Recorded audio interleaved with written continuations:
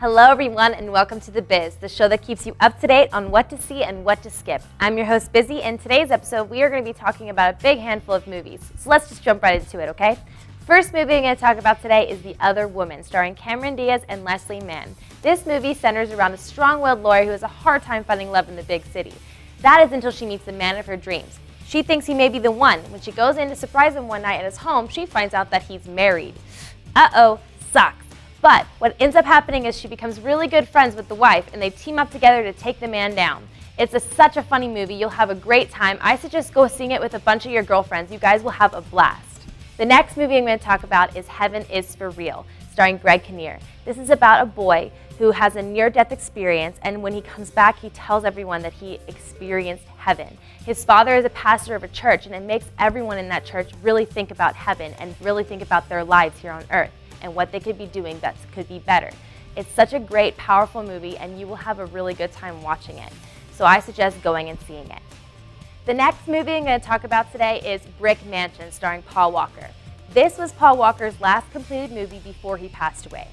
It was definitely a whole new side of Paul Walker, just in the fact of how he was doing his own stunts, and he was actually starting to move around a lot more. Instead of having Vin Diesel do all the action like in Fast and Furious, he was actually starting to get involved in it. So that was really exciting to see. But the movie itself wasn't very good. The dialogue was horrible. The action was cool. It was like a Jackie Chan meets Jason Statham, but without those actors, it just didn't come across as cool. So if you really want to see it and see what Paul Walker could have been, just wait for DVD. The next movie I saw was Grand Budapest Hotel, starring Ralph Fiennes. This is a Wes Anderson film, and when it comes to Wes Anderson, you really have to have an open mind. But this movie was very fun. It had a lot of great cameos like Bill Murray, Owen Wilson, Jude Law, a lot of funny faces. But definitely it's a weird movie. It has a lot of odd humor, but you can really get into it as long as you have that open mind. It basically tells the story of a hotel owner and how he became that hotel owner and his relationship with the man that he follows along. It's a really funny film. You'll definitely enjoy it, but I suggest just waiting for DVD. Another movie I saw was Railway Man, starring Colin Firth and Nicole Kidman. This movie was such a powerful film. I think my favorite part about it, though, was watching Colin Firth and Nicole Kidman together in one movie. I love them both so much on their own. They're two of my favorite actors, so seeing them together in a film really brought a smile to my face. I was literally smiling from ear to ear.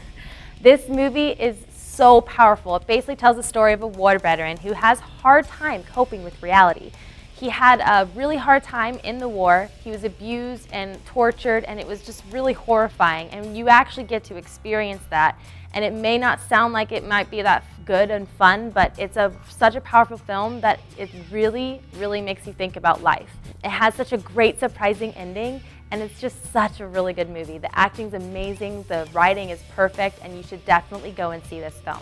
Another movie I saw was The Amazing Spider-Man 2, starring Andrew Garfield and Emma Stone. This movie is so much fun, and if you are a big Spider-Man comic book buff like me, you would love this franchise.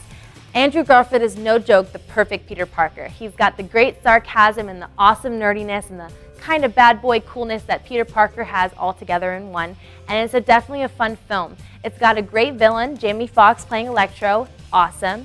And Harry Osborn is great in this movie too, and it's just such a good time. It's got great chemistry, lots of action, and you will definitely enjoy it. So definitely go and see it.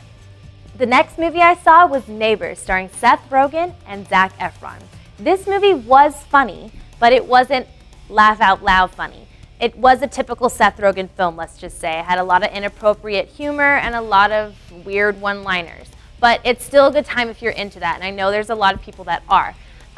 For me, the best thing about it was Zac Efron and Dave Franco because they're just nice to look at. So basically, my recommendation would be wait for DVD. The last movie I'm going to talk about today is Mom's Night Out, starring Sean Astin, Patricia Heaton, and Sarah Drew. This is basically a movie that is a dedication to all you moms out there and a thank you to how amazing you are. This movie is super cute and it's really funny and it's a good time. A lot of crazy stuff happens and it's really funny. I suggest going and seeing it, but if you want, just wait for DVD. It's probably going to be good either way, so just save yourself some money. So those are all the movies we have for you today. Thanks so much for watching. Tune in next time. Now go watch a movie.